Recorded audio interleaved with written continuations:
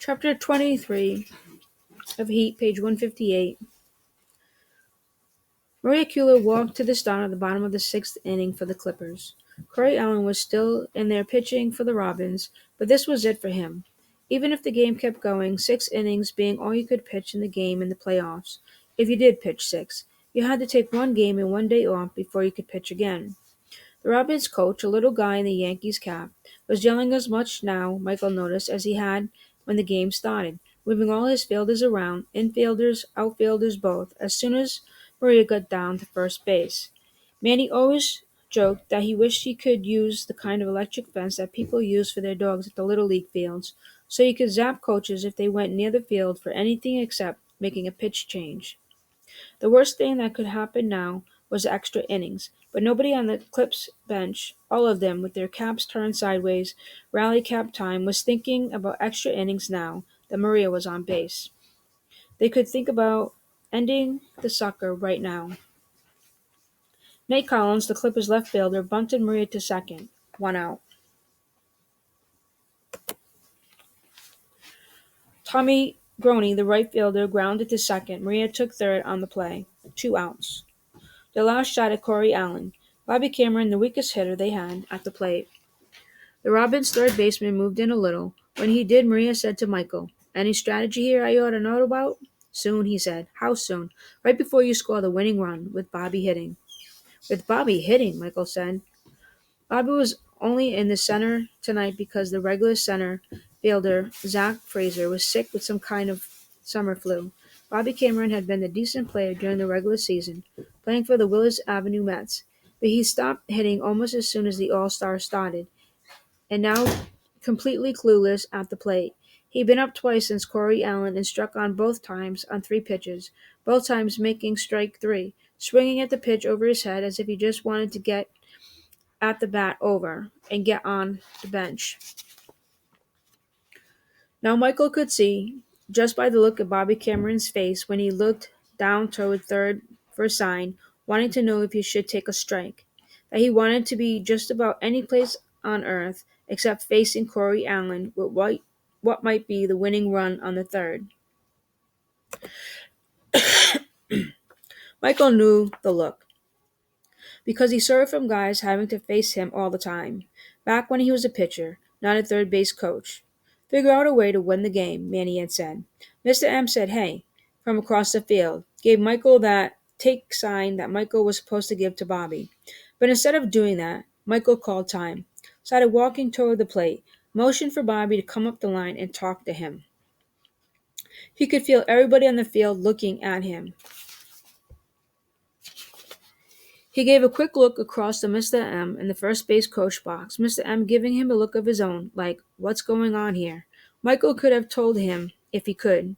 He was getting into the game. The umpire said, "Let's not turn this into a chat room, boys, especially if this baby is about to go extra innings." Even the ump didn't think Bobby had a chance to do anything against Corey Allen.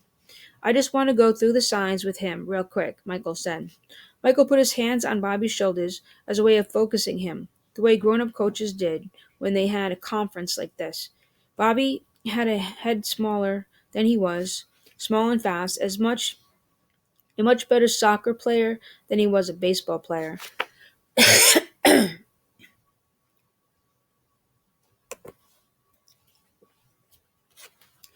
In a quiet voice, Michael said, "Corey's getting tired." Bobby said, "He'd have to be asleep for me to get a hit off him." He looked up at Michael and said, "And how do you know he's getting tired, by the way? You haven't had to hit against the guy." "Trust me," Michael said.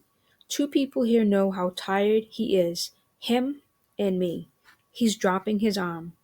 When he's missing, like he did with Maria, he's not just missing his spot anymore. He's missing by a lot. You know how the announcers say a pitcher's going on fumes? The guy's going on fumes. You can put your bat on him, even if it's just for a bunt. "I can't." "Yes, you can," Michael said. The ump said, "Wrap it up, boys." Michael told Bobby, "Listen up. Here's what we're going to do." "Is this Mr. M's idea?" Bobby said. "No," Michael said. "It's mine." Then he watched Bobby walk back to the batter's box, shaking his head like he had just been sent to his room. Michael leaned in, made sure the Robins third baseman wasn't listening, and told Maria what the play was. Then got back into the coach's box, clapped his hands, and said, "Come on, Bobby, let's do it." Corey Allen checked Maria, then went into his windup. As he did, Bobby Cameron squatted to bunt.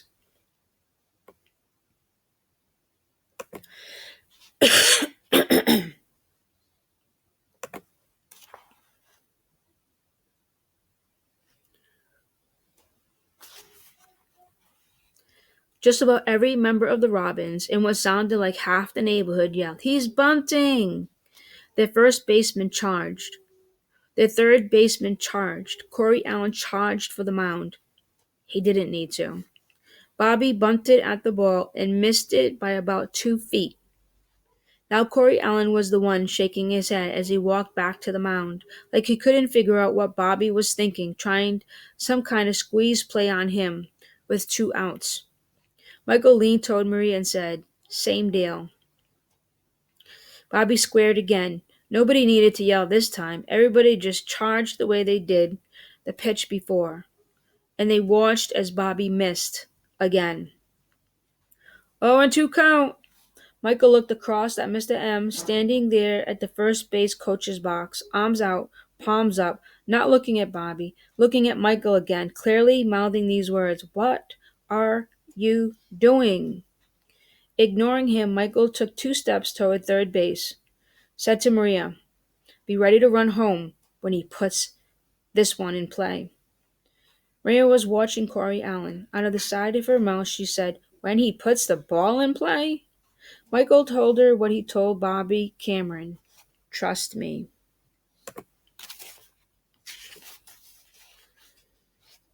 Bobby squared this time before Corey Allen even went into his windup. Corey almost looked bored as he made the little rocking motion just before throwing the ball. It wasn't until Corey's right arm started to come forward that Bobby jumped back into his regular stance the way Michael had told him, got his bat back. The pitch had nothing on it because Corey didn't think he had to put anything on it. He didn't even care whether or not Bobby was dumb enough to be bunting with 2 strikes. Except Bobby Cameron seeing the easiest pitch to hit he was ever going to see in his life, especially from a pitcher this good, was hitting away, putting his bat on the ball the way Michael had told him he would, slapping the ball to the left of the Robins' third baseman, who was coming down toward the plate as hard as he had on the first 2 pitches, and couldn't stop himself in time to get his glove out in time. As the ball went past him, he looked a little bit, Michael thought, like a hockey goalie failing to make a glove save.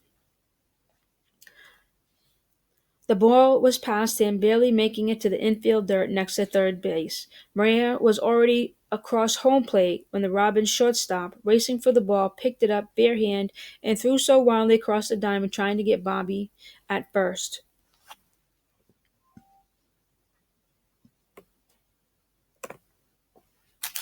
Bobby running as fast as he could, as he ever had, his little soccer legs, that Michael thought for a moment the ball might end up one hopping the Major Deegan Expressway.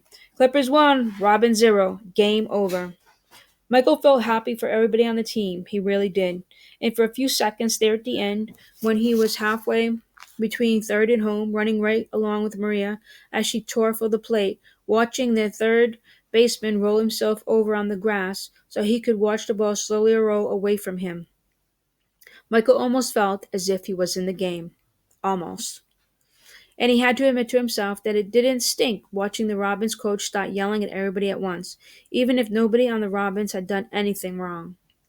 They hadn't lost the game. The Clips had just won it. How many times have we worked on a situation like this? His face turned into one of the big fat tomatoes Mr. C was always bringing back from Imperial for one of her special sauces. How many times? Right, Michael thought. The old 2 strike, 2 out, run around third, fake squeeze, and swing away play. We work on that ball all the time.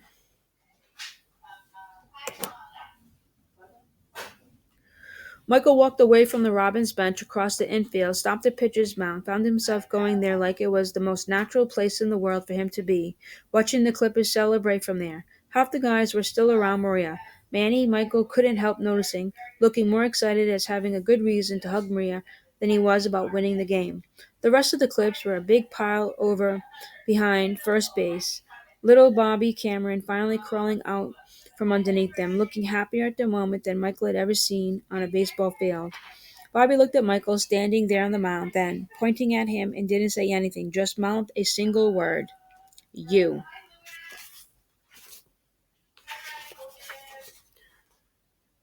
Michael shook his head, pointing his finger back at Bobby, mouthing these words right back at him.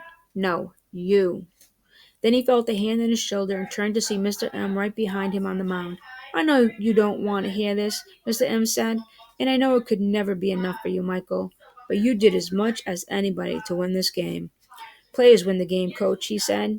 You tell us that all the time. You tell us that it doesn't matter whether the Little League or the Yankees, it's a player's game, don't you?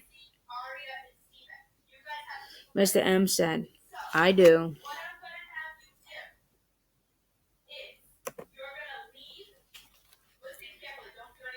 Anthony won the game for us tonight by pitching the way he did.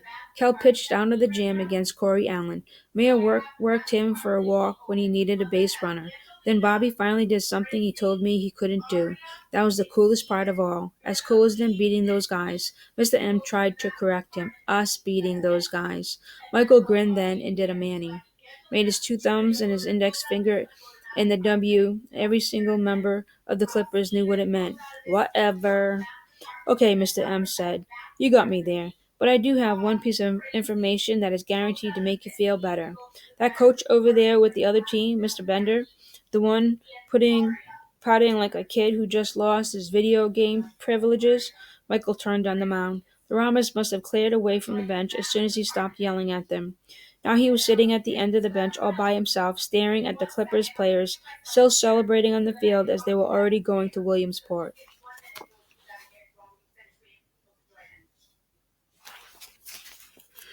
I thought it got quieter over there, all of a sudden, Michael said, and Mr. M said, he's one of the coaches who signed the complaint about you in your birth certificate, and he's been telling everybody there's no way you were 12.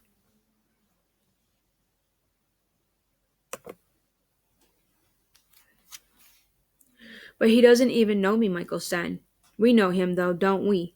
Mr. M said. Him and all coaches like him? Michael stared at the Robins coach. He belonged in the loser's bracket. Yeah, he does, Mr. M said. And you helped put him there. So smile a little. Michael did. But Mr. M was right. It wasn't enough. He went over and gave Bobby a high five, and Cal, and then Maria. Minnie came running at him, and Michael knew what was coming next, the kind of a flying chest pump that NBA players now give when you saw them being introduced before the game. I knew you'd think of something, Manny said. Bobby's the one who got the run home. Yeah, but you got the assist, bud. Manny's mom had brought homemade chocolate chip cookies and Gatorade boxes for snacks. When everybody started to rip into cookies, Michael turned and started walking toward the stadium, where the Yankees game had either just started or was about to start. By the time he crossed the Macomb basketball court, he could hear the PA music from inside and could see the people who had gotten caught in the traffic or had just come late to the ballpark running for the turnstiles. As usual, he could feel the excitement that seemed to be coming from the stadium old walls crashing right through them, even though it was just an August game against the Seattle Mariners. This was one of those nights when he wanted to be inside more than he usually did. He didn't want to listen to the radio tonight. What he really wanted to do was sprint right up the hill, sprint past the security people working on the turnstile of the press gate, blow right past them before they could stop him, and head to the nearest entrance to the field. Go all the way down to those choice seats near the field where he had spotted Ellie on TV that time. Tonight he wanted to be on the inside just once in his life. One more dream just out of his reach to go along with all the rest. Michael didn't run anywhere. Nobody runs home to an empty apartment, he thought. Nobody runs to be alone. He went up the hill, crossed Rupert Place, made his way back through the crowd, moving along the outside of the stadium the way he did sometimes, dragging his hand lightly across the wall, close enough to touch. Everybody else was rushing past him in the other direction, trying to get in their seats in time for the first pitch. From inside, Michael could hear a woman begin to sing the national anthem. Michael kept going toward 161st Street. It was there, the corner of 161st Street and Rupert, that he looked up like this was another bad dream, not wanting to believe his eyes, and saw two policemen walking Ramon, the purse stealer, toward the white van named NYPD written in huge blue letters on the side. And not just Ramon, Carlos too.